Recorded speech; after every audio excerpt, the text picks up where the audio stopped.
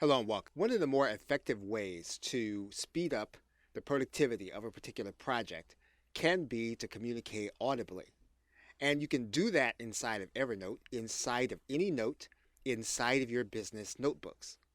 To do that, what you're going to do is click New Note, and then you're going to determine that that note belongs inside of your business notebook. You're going to give your note a title, as you always do. You'll add some text for context. And then what you're going to do is you're going to click this microphone and record audio. You'll click the record button, and then you'll speak directly into Evernote. And you will determine how long your message should be, and then you'll click save. Evernote will then create a file, and this file will then be available on both the mobile device as well as in your web application. So what we're going to do now is we're going to close out this note, and then we're going to sync up with our other devices.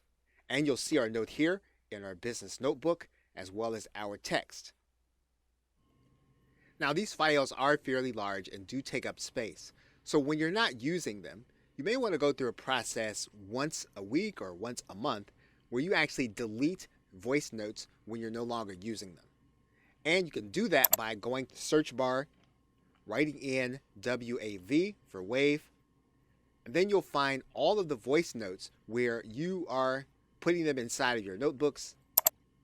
You can get this particular thought, any one of the three, and then you can delete them.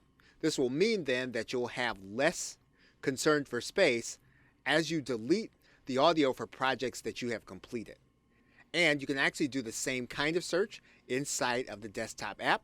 You can find all of the WAV files and you can delete them once you have completed the task that they are concerned with. So this is a great way of being able to communicate with outsourcers or employees or even staff and their team. Okay, so with that, thanks, and I will see you in another video.